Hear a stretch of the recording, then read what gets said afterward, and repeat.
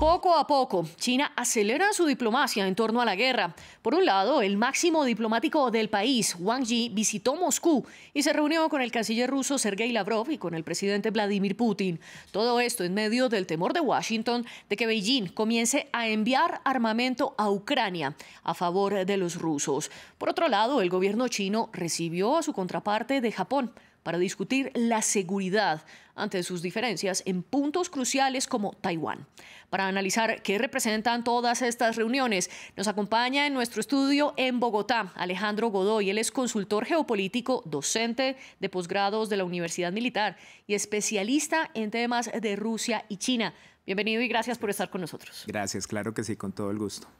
Bueno, Putin afirmó que las relaciones con China han alcanzado nuevas fronteras. Así lo dijo en la reunión que tuvo con el máximo diplomático chino ayer en Moscú. Y también afirmó que su homólogo chino Xi Jinping visitará prontamente a Rusia. ¿Esas nuevas fronteras pueden llegar a representar suministro de armas o es tan solo un temor infundado de Estados Unidos? Básicamente lo que encontramos es nuevas reuniones, nuevos bloques, pero adicionalmente recordar, tanto Xi Jinping como Putin se han reunido cerca de 30 veces en los últimos 6 años y es un paso más de una alianza estratégica de la diplomacia entre ellos.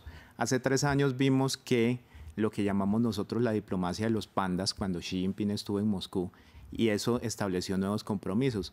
¿Cuál es el temor de los Estados Unidos? Obviamente el tema de una alianza estratégica militar. Eso es lo que Antony Blinken ha establecido y lo que es de mayor riesgo, no solamente para los Estados Unidos, sino para la comunidad de países que conforman la OTAN.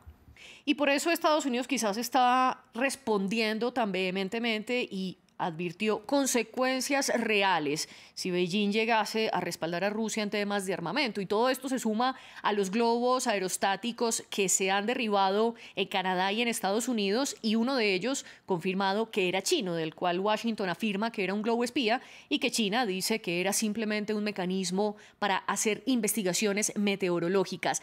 ¿Hasta qué punto, sin embargo, pueden escalar estas tensiones entre Estados Unidos y China? China establece ese mensaje de los globos desde 2 puntos de vista. El primero de ellos para decirle a la comunidad interna de su país, nosotros tenemos presencia y tenemos poder. Y a los Estados Unidos no les tenemos miedo, que es lo que más implica ahí ese mensaje. En este contexto lo que se dice, bueno, ¿por qué globos y no drones, por ejemplo, que es más tecnológico y más efectivo?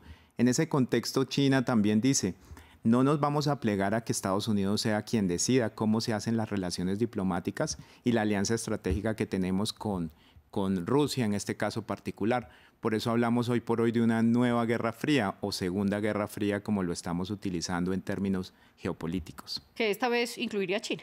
Adicionalmente, con un poder militar tan grande que es el segundo país del mundo que tiene la mayor inversión en este ámbito.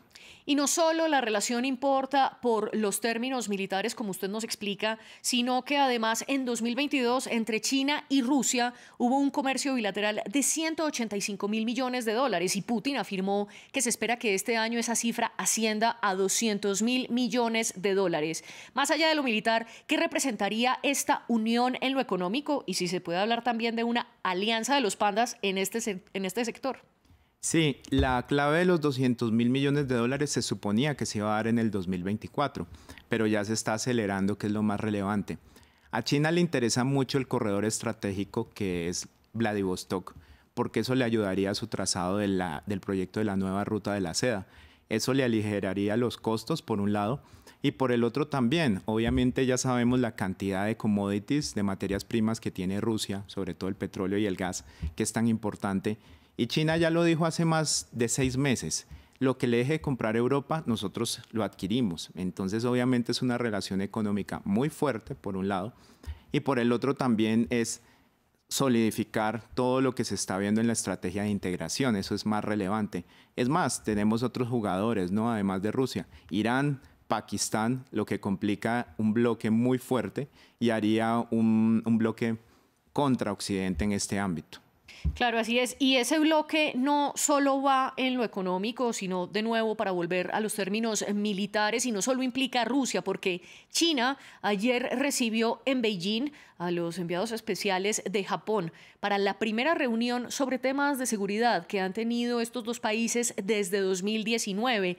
Y es que China el año pasado aumentó un 7,1% sus gastos en defensa, mientras que Japón prometió duplicar el destino económico militar de aquí a 5 años. Y la tensión es principalmente por Taiwán.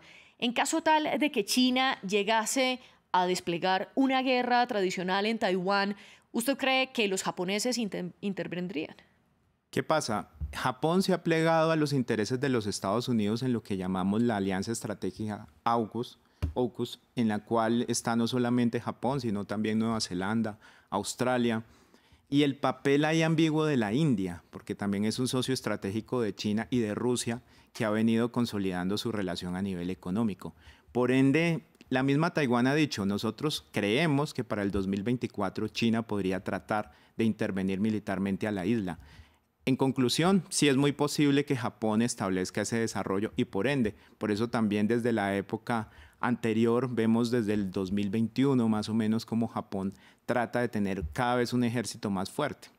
Bueno, y el gran temor de Occidente, o lo que ha dicho por lo menos mandatarios como el presidente estadounidense Joe Biden, es que ellos temen que se replique el ámbito expansionista que ha tenido Rusia en Ucrania y que ocurra lo mismo entre China y Taiwán. Usted ya nos decía, se esperaba o se espera que esto ocurra a 2024.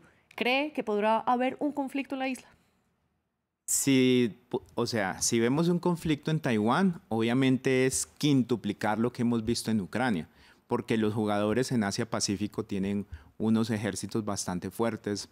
Vemos lógicamente que se plegarían en una alianza estratégica, unos con China, otros con los Estados Unidos. ¿Y cuál es el mensaje clave de China? Es decir, es que están en nuestra zona de influencia. Entonces lo que nosotros necesitamos es sacar a Estados Unidos de esa relación y recordar cómo China difunde el mensaje de que Taiwán es una provincia rebelde.